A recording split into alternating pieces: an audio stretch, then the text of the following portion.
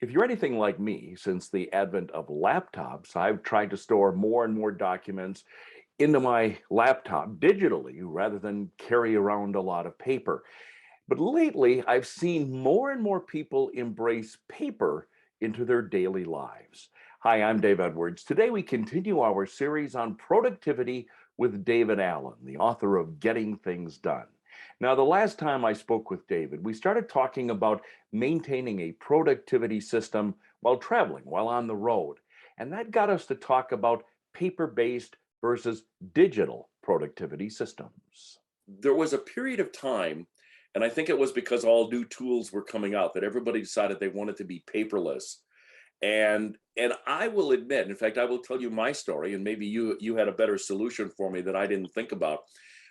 There was a time when, of course, I'm based here in Milwaukee, Wisconsin, center of the United States, but I was chairing the board of directors of NPR in Washington, and I was on average about once a week flying back and forth. And my system was paper-based, and I was continually having a problem where I would be in Washington, D.C. and needed a document that was in my Milwaukee office or vice versa. So I kind of gradually moved everything into Evernote. And a lot of my peers did the same thing, but I'm now beginning to sense that people are kind of moving back to paper, even such things as a calendar. I mean, I have a digital calendar, but a lot of my friends now, you set up a meeting with them, they bring out a paper calendar and do it. So we're maybe going through a transition. Yeah, well, especially if people uh, have attention issues, the number of clicks that you have to do on any kind of digital device, drops. For every click, you drop about 60% interest and participation. Mm, Because it takes too much work to go look to find whatever. I got to turn it on. I got to turn on my phone. I have to hit this. I have to then hit my password or put a Face ID or whatever, and then can be able to do that. Now I do that, and I do that now too because it's just easier. It's just easier to do that. But again, there are as many or more steps sometimes digitally to manage your data and retrieve it digitally than it is to have it paper-based. And paper-based is in your face. It's right there. It's staring at you, whatever. And I doubt if your calendar is staring at you right now, Dave. no, it's not. Yeah. And so there are people that I even people that are very high tech. I know have gone back to paper for a lot of that, both calendar and list management. There's no right or wrong. It's like, Mhm. well, okay, which one has the smoothest sailing, when you're moving around and doing what you're doing, and to your point of, flying back and forth to DC with your meetings, one thing on my travel checklist was what documents do I need on this trip relative to people I'm meeting with, things that may be going on the trip that I might need that stuff in hand, or have it available to me. So Mhm. that was just another item. Sometimes it was nothing, but sometimes, oh, I really need to print that out and then carry that with me. Right, right. To do that. My inbox here is actually kind of full because I haven't emptied it in a few days. But that's always been a problem for me when I travel because a lot of things are kind of thrown at you, from meeting notes to receipts to whatever. How have you managed that to keep yourself sane while you're traveling? As I have for years. So you have an inbox on your desk, an inbox tray on your desk, but when you travel, you take that folder. Correct. Okay. And it might be now because I'm in Europe, sometimes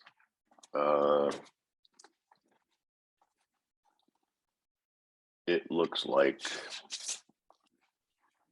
like that, Okay. because you know you got funky little receipts or whatever. Right.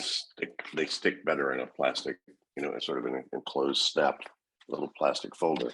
Yeah, But it's all those little things that are easy to be lost in even in a regular file folder.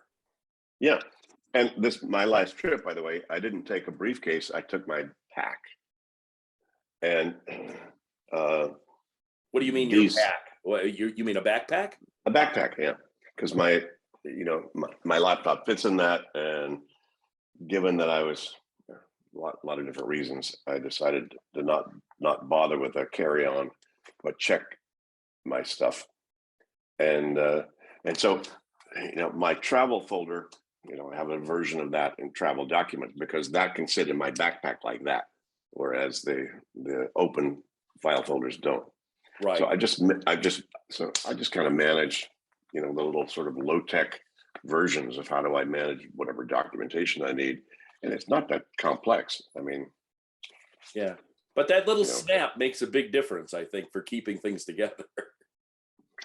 yeah, it can. Well, certainly if you Yeah. if you have to turn it sideways, Right. in a backpack. What other folders do you typically carry with you when you are on the road or have been on the road? Not much, as little as possible, but basically that travel checklist, or my travel I carry, and I carry anything. If it's not a big trip, I'll usually put everything in there that I might need during the trip. Mm-hmm. Sure. So, You, uh, you know, that's how I do that. okay. You said something in a video that you recorded many, many, many years ago, probably when you were in the midst of all of your extensive travel, that one of the most important things you can do is when you return from a trip, literally take your briefcase and just dump everything out of it. And I have to tell you, that has saved my bacon so many different times. It's the thing I hate the most, but is, to your point, is extremely valuable. When I came back with my pack after this trip, to just unload and decompress all the stuff that I collected in it and around it, and these was unnecessary evil. And yeah, to your point, that's great. Uh, the loose ends, the weird, strange little loose ends after doing travel, are the things that'll eat you alive. And so, to your point, it is salvation to have the habit to make sure that you don't have any loose ends. It's like, your 9-year-old that comes back with a pack, at the end of the week, and unloads the stuff that the teacher gave them their mom needs to sign. Same thing. Yeah. One of the things that when you recorded that video that I was tremendously jealous of you is you had this wonderful leather Toomey bag, which I lusted after but couldn't afford. It was way too expensive for my budget at the time. But the one thing I also realized is that, if you have a really large briefcase, you're just going to put more garbage in there, and it's going to be heavier to carry. And so I'm always looking for ways to kind of, narrow, as you said, just bring what you want to have, and just don't worry about the rest of the stuff. Yeah, me too. But that Toomey briefcase, I still can use it on a big trip, because it fits the iPad, it fits the laptop, it fits my phone, it fits all these travel folders that I might need. It fits dental floss. It fits, all the chargers that you might need on the train. So sometimes you just need that, Right. and that's comfortable. Right. David Allen is the author of Getting Things Done. It's my privilege to discuss productivity related issues with him periodically here on YouTube, and I'd like to suggest that you subscribe to this series so you'll always know when we release another segment. And please hit the like button too. Oh, and one more thing, I publish a weekly newsletter on productivity, leadership, and management issues. It's absolutely free. I'd love to send it to you, along with a copy of my ebook on the top 20 research tested productivity tips. All you got to do is go to my website, daveedwardsmedia.com, click on the contact page, fill out the information, and we'll get you all set up. More segments with David Allen coming soon. I'm Dave Edwards.